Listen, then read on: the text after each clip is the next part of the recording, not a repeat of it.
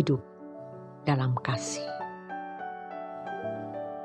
Dalam Matius 6 ayat 14-15 tertulis, "Karena jikalau kamu mengampuni kesalahan orang, Bapamu yang di surga akan mengampuni kamu juga.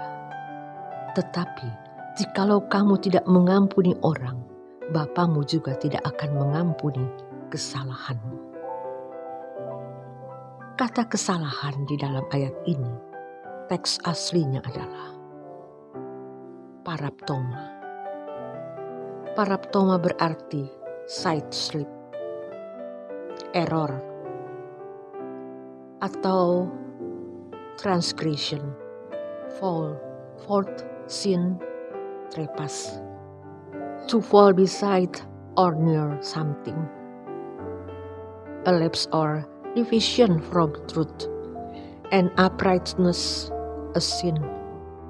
Side slip atau penyimpangan, kesalahan atau pelanggaran atau disengaja jatuh, kesalahan, dosa, pelanggaran, dosa, jatuh di samping, penyimpangan dari kebenaran dan kejujuran, dosa. Mengapa dalam Matius 6 ayat 12 kata kesalahan menggunakan kata obhilemata, tetapi ayat 14-15 digunakan paraptoma? Hal ini menunjukkan bahwa dosa atau pelanggaran adalah utang.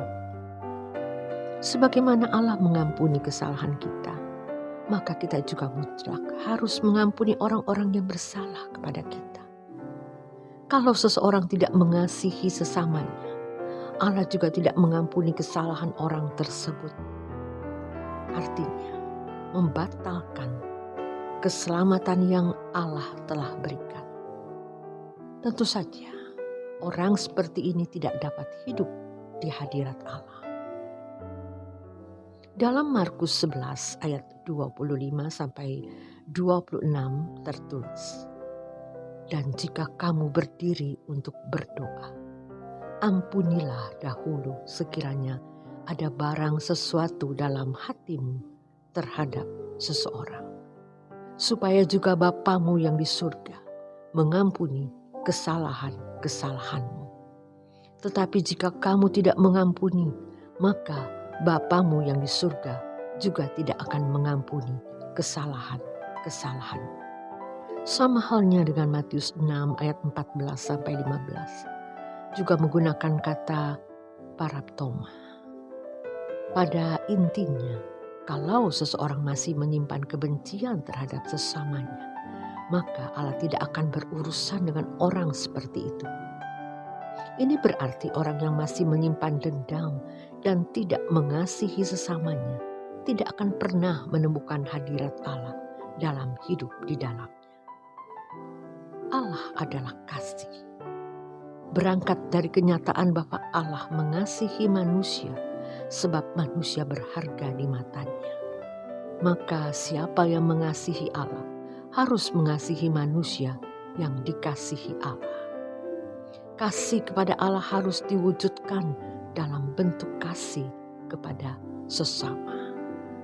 Kasih yang sempurna dari Allah kepada manusia harus dibalas dengan kasih yang sempurna yang dapat dilakukan, atau kasih yang terbaik yang dapat diperbuat. Yohanes 15 ayat 12-17. Seperti Tuhan mengasihi, maka umat diajar untuk mengasihi orang lain seperti kasih Allah kepadanya. Banyak orang bisa mengasihi orang yang menurutnya layak dikasihi, tetapi tidak mengasihi orang yang menurut mereka tidak layak dikasihi, terutama kepada mereka yang telah menyakiti hatinya. Kasih yang Tuhan ajarkan adalah menyerahkan nyawa bagi orang lain.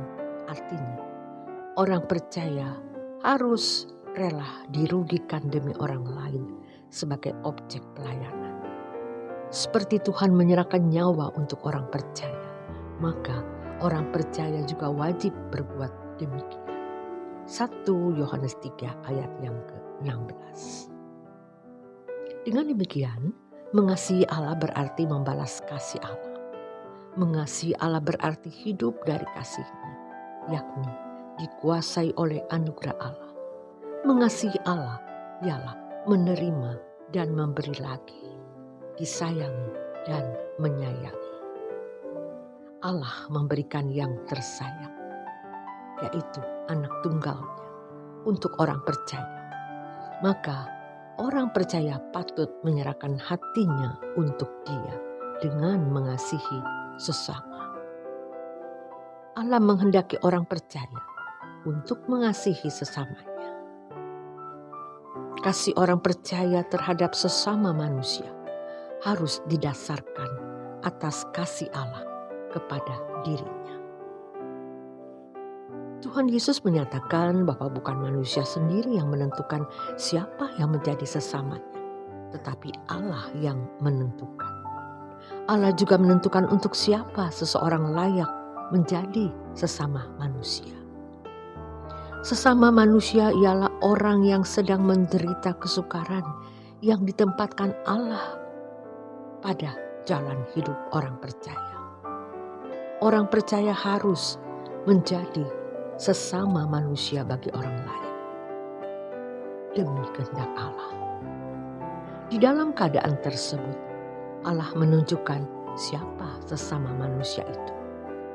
Paulus mengatakan bahwa sudah selayaknya orang percaya mempunyai kasih, dimulai dari orang-orang di sekitarnya.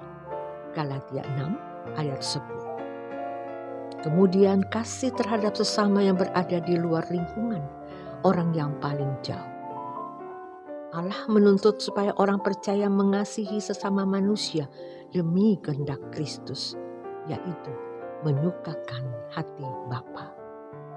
Dengan demikian, hidup di hadirat Allah adalah untuk menyukakan hati Allah. Oleh sebab itu, orang percaya pun tidak boleh membatasi kasihnya kepada sesama manusia. Kasih kepada sesama ini haruslah pengungkapan dari kasih Kristus yang telah mengalir dalam hidup manusia. Ini berarti cara orang percaya mengasihi sesama manusia haruslah seperti Kristus mengasihinya. Objek kasih orang percaya hendaknya tidak terbatas kepada kelompok tertentu atau golongan tertentu, tetapi objek kasih itu harus ditujukan kepada setiap orang yang membutuhkan.